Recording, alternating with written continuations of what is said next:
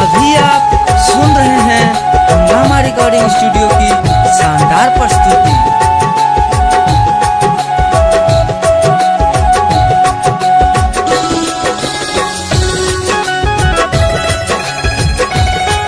दिल टूट गया जब से मेरा हो,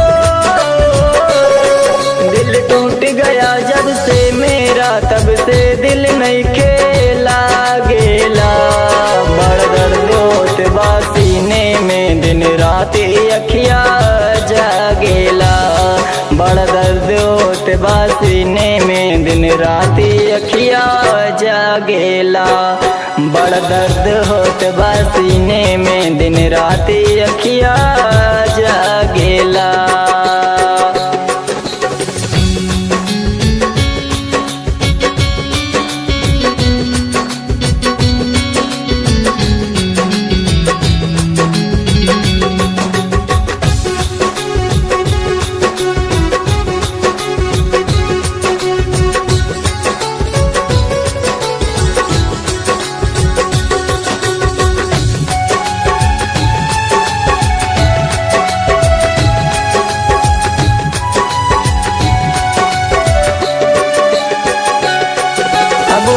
खबर नहीं खेबा कुछ बड़ याद तोहर सतावेला। चिहरा बस गइला अखिया में, उठ ललिया झुलनिया कनबाली। बड़ दर्द होते बा सीने में हो, बड़ दर्द होते बा सीने में, दिन राती अखिया जागेला।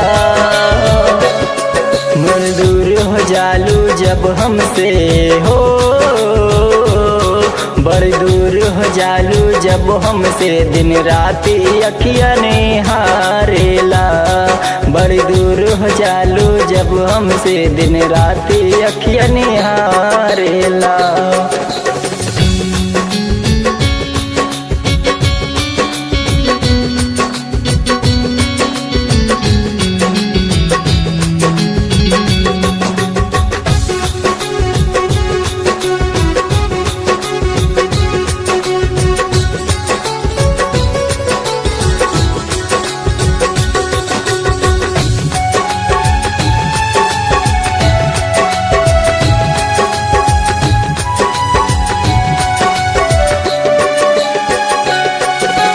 जब सुना ये मन सुना, सब सुना सुना लौकेला।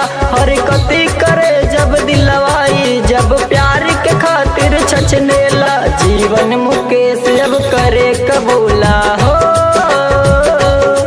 जीवन मुकेश जब करे कबूला। खाली प्यारी मांगेला।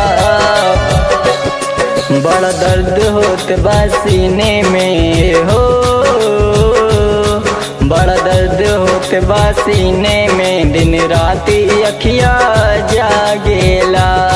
बड़ा दर्द होत बा सीने में, दिन राती अखिया जागेला।